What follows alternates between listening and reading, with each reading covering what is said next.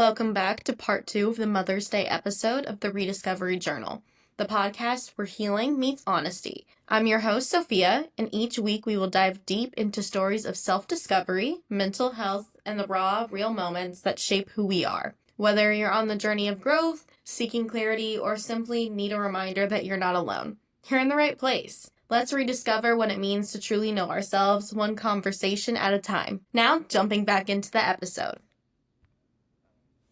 Follow-up question in terms of parenting. So, how do you think that, or what have you noticed about me that has evolved or changed over the years? That's a really good question. I wasn't focused. Or have I stayed completely the same? No, you haven't stayed completely the same. You still have you have a passion. When you get involved in something or do something, you just throw yourself in. And when you decide, and I've always said this about you, when you decide that you're going to do something, you're just bound and determined, and you are in some ways just so successful because of that commitment. Even when you face adversity, you're like, okay, this really sucks. So I'm going to go maybe feel sorry for myself for a little bit, but I move on. I think, I can tell you, so when you were in the 3rd grade, you went to horseback riding camp. I don't know if you remember that either, but Yeah, I do. It was a week-long camp. And that was a moment where, we came to pick you up on Saturday. You were showing us how to brush the horse and clean the horse's hoof and all that stuff. And, that was a moment where I was like, oh my God, you're not like this little baby anymore. Like, you are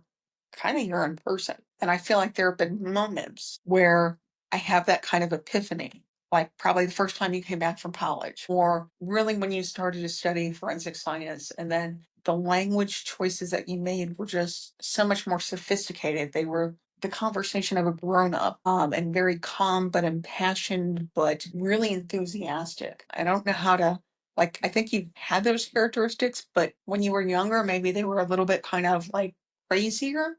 And I think now you kind of pick your moments when you have that passion, and people get to see that, as opposed to, always being so excited about every single thing. Like, for instance, when you were a little girl, every time we came back from a movie, we'd say, you loved movies. We'd say, Sophie, is this the best movie you've ever seen? Oh my God, this is the best movie I've ever seen. And you could even recite verses from the movie, even if you'd only seen it once. But every movie was always the best movie. Now I think you've evolved where it's not always the latest and greatest that is the best. You recognize, I might have seen something 2 years ago that I still think is the best movie that I've ever seen. Mm-hmm. And that's just an example. Going back to the horseback riding thing, I don't think it was in 3rd grade, but I know I went several times. And the last time I went, I don't know if you knew about this, because I don't think you were there, but my saddle started to come off. You fell off, right? No, I didn't fall off. It started to flip, and I almost got kicked in the head by the horse while riding it. But the instructor got to the horse right before, right as I flipped underneath. And so I have been scared to get on horses ever since then. Oh, really? As it was terrifying. I started to feel it unbuckle. I started screaming and scared the horse. So the horse started running faster and faster and faster. And she literally had to jump in front of the horse in order to, yeah. I don't think I did know that. Oh, well, I don't think you were there. It would have been during, yeah. Wow. Yeah, that was a little scary. Yeah. And then one thing I think is really interesting, if you're open to talk about it, is kind of the evolution of our relationship.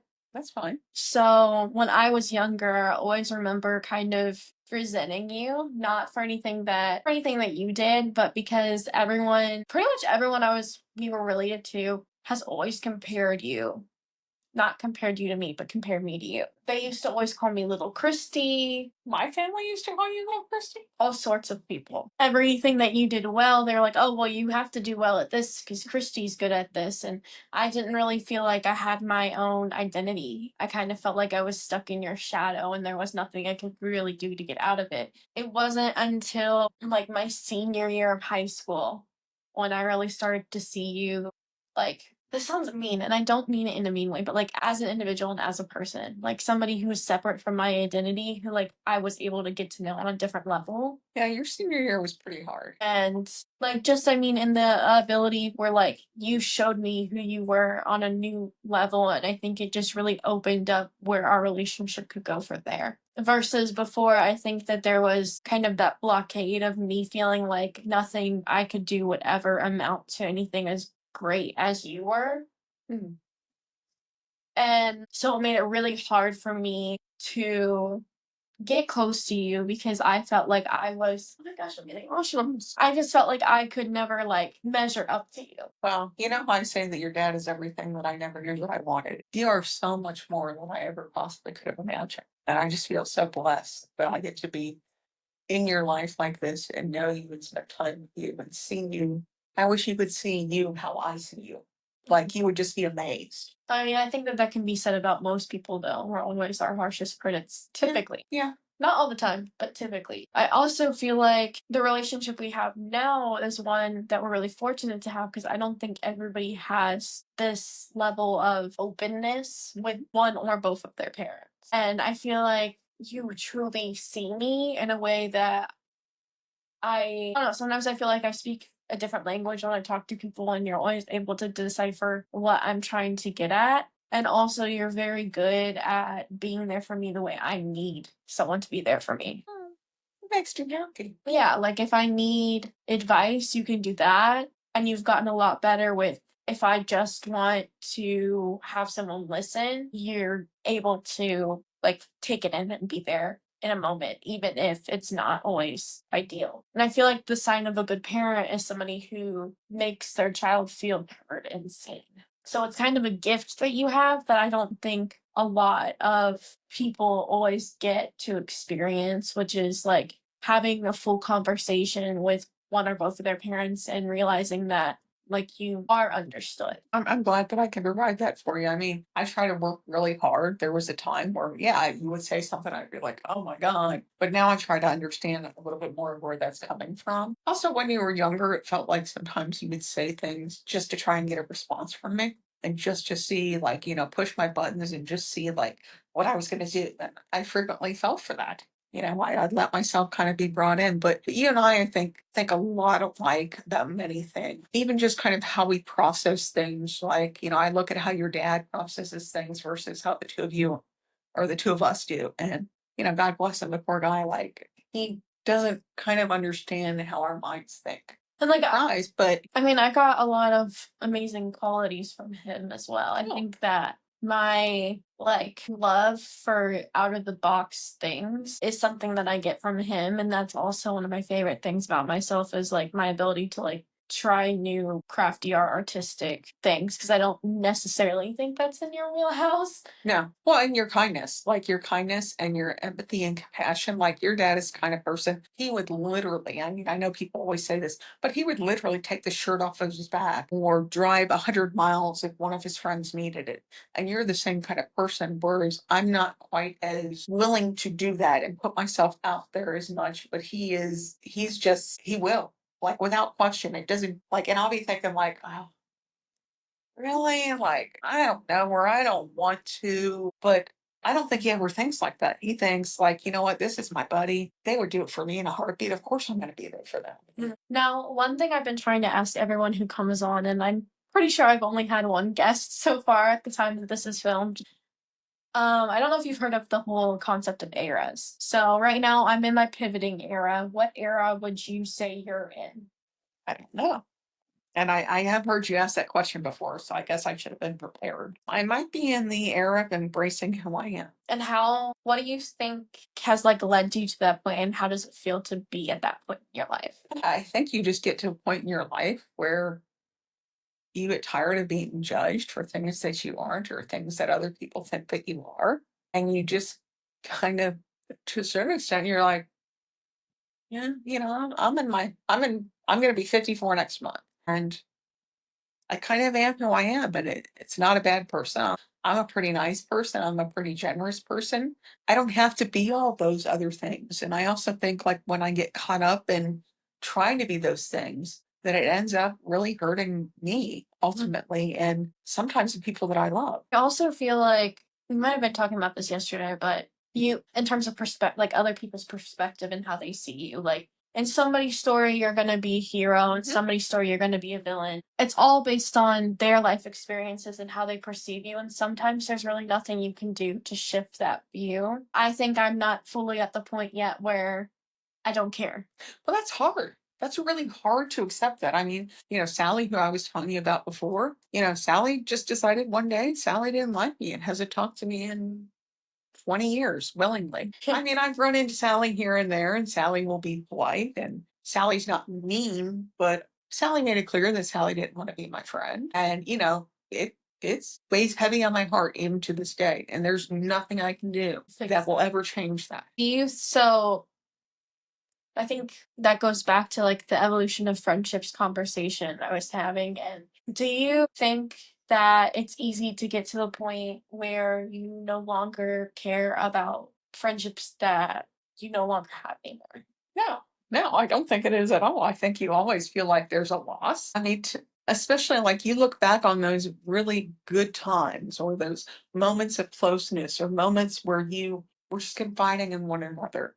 And I think in that moment, it just felt so great to have somebody who was your advocate, who, loved you and you could trust with that information about yourself and just accepted it. Right. And that's part of what made that moment special. So I think sometimes when we lose those friendships or they come to an end, it's heartbreaking because you're kind of saying goodbye to future moments like that. I know, like, a lot of times you say that you see a lot of, like, your younger self in me. How would you, if you were talking to your younger self, recommend moving forward or moving past that friendship heartbreak? I mean, it will be okay. It's always gonna bother you, but your people, your tribe, whatever you want to call them, you're gonna find them eventually. And that doesn't mean that they're always gonna be your tribe, right? Some people will come and go in your lives, and sometimes that's really sad. But what you have to do is to try to enjoy what you have at that moment. And I think it's even okay to look back on those old friendships and, feel a little bit of sadness that that's gone. But there are so many people out there in this world that will cherish you and will really see how special you are and what makes you so unique and special and the heart that you have. It's just a matter of finding those people. It's kind of like, finding the right person you're going to spend your life with, right? That's not an easy thing. It may look easy to some people, but it's not. And then even in those moments, like even once I met your dad, there are still times where you're like, this guy again. And then there are moments where I'm like, my gosh, how do I get to be so lucky to be with this person who is just so unbelievable amazing? Now your dad will disagree with me on that.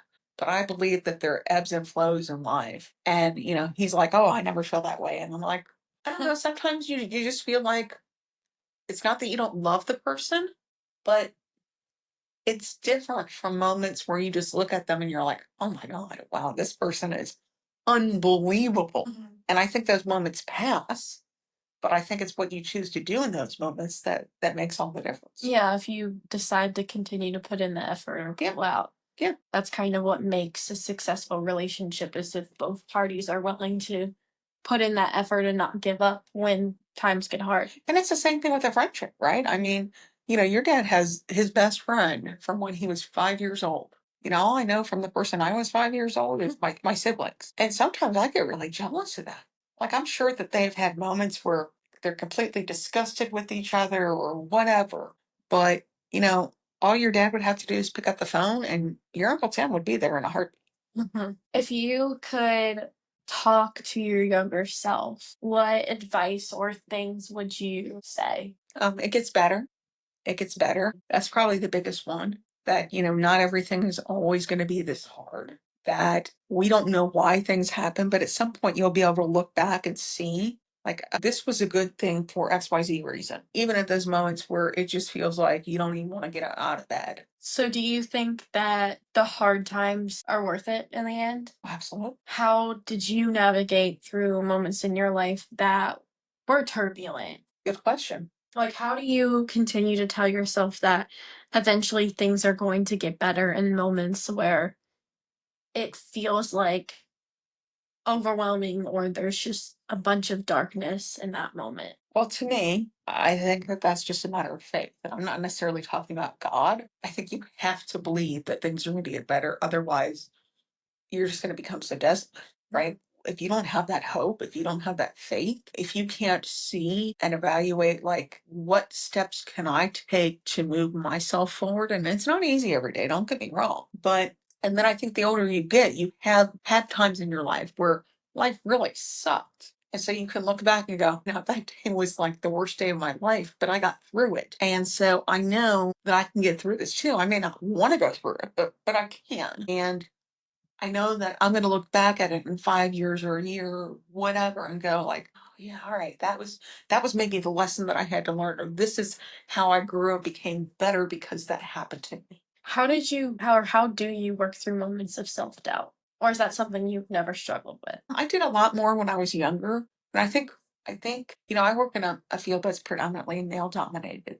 Back when I started working, like, I would be the only woman in the room frequently. And so part of it is, you read things, you have mentors, you find other people who are successful in that area who, in my case, were females. And you try to see what about them that you want to embody, or how did they make it, or what did they do, or what wouldn't they do again necessarily, or maybe where would they draw that line? And part of what I try to do now is I try to coach people that are younger than me to, for instance, I had a conversation with one of my team members today about sitting at the table, literally sitting at the table. Because as women, we're taught to kind of like go sit in the corner, go sit against the wall, like what you say shouldn't be as important, but it is. And so you need to put yourself forward in order for others to see that you value yourself. And sometimes it's fake it till you make it. And sometimes you sit at the table and you're like, oh dear God, I hope nobody tells me, like, get out this seat, it's mine.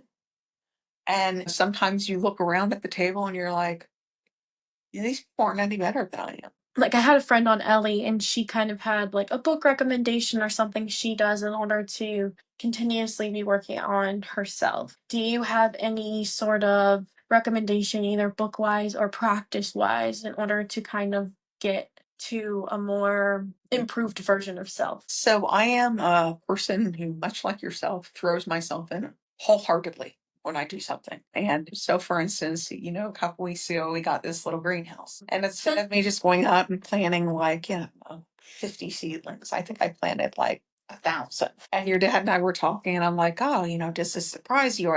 Planted 360 seedlings of this one item. And he goes, no, I mean, that's kind of who you are. Like if you decide you're going to do something, you are, let's go all in, let's make it a success. Let's, hopefully they're still alive at home and Yeah. watered them. I hope you watered them. But I try really hard to temper that because, for instance, like the last time when I lost a bunch of weight, like I would go spinning 2, 3 hours a day. I would go out walking. Like it became kind of An addiction? yes, or something where if I didn't execute on that activity, then I would give myself negative self-talk. So now, I'm trying to lose a little bit more weight, but I'm trying to do it more methodically, more sustainable, more so I can live and not have that negativity in my life or that cloud hanging over my head. How do you go about removing that negative self-talk, though?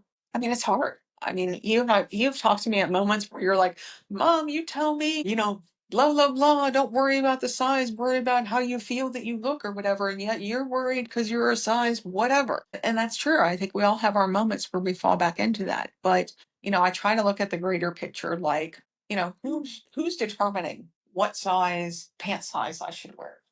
Right? If it's society is telling me that I need to be in a certain pant size, well, that's completely different than my doctor saying, like, oh, honey, like you're putting some pressure on your heart, you're going to have a heart attack, you're going to have this and that and the other. I mean, I think you just try to learn and you seem like, whoa, I went, completely and totally all out on this. And, the result was, I gained all that weight back. So clearly that didn't work for me. So what could I do that maybe is a little bit different? Do you think that once you focused on your mental health, it helped you conquer more of that physical aspect? Maybe. I mean, or maybe just not fixating on so much on that one particular element, but, giving myself a little bit of grace and being able to say, you know what, who cares what size pants your butt is in today? Right? I mean, why do I care what the neighbor thinks about what size clothes I wear? Right? I mean, like I said, it's one thing if my doctor says something, but as long as it's not a health issue, I don't care, or I care a lot less. Right? I mean, nobody wants somebody to think that they're, ugly or stupid or whatever. Calling me stupid doesn't make me stupid. Yeah. Telling me I'm ugly doesn't make me ugly. What I would say to you, like, if somebody calls you an elephant, it doesn't make you an elephant. Unless I buy in that all of a sudden I'm an elephant now. So they need me to allow them to make me feel that way. Do you have any other final thoughts or piece of conversation that you'd like to share? I'm gonna miss you. I was really hard when you left to move out here, but I was really proud of you. We're very proud of you. I see so much of, yes, I see a lot of myself in you at that age, but I also see a strength in you that I don't think that I had. And I'm very envious of that. It's funny you say that because I don't always feel strong. And that's okay. You're not always supposed to feel strong. Sorry, everyone. We were interrupted. I think we were kind of just on closing remarks. So I just want to thank my mom for not only coming to visit me, but for coming on the pod. And I think I put this up, but I have created a email account for the Rediscovery Journal. For the Rediscovery Journal. So if you have any feedback or any specific topics you want covered, as well as just maybe anonymous personal stories you want to go into, if you want me to share it on the pod, Ooh, go I ahead like and that. send it over. I'll keep everything, anonymous or whatever Can I share anonymous personal stories about you? that I'll tell. But then nobody would know it was you because it would be an anonymous personal story. Who would think you were telling your own? I'm Okay. just saying. Well, That might be a little bit weird. okay. That's another podcast, perhaps. So anyway, She's gonna cut this out. Anyway, thank you for spending your whatever night listening to this. Well, now you hear? Okay.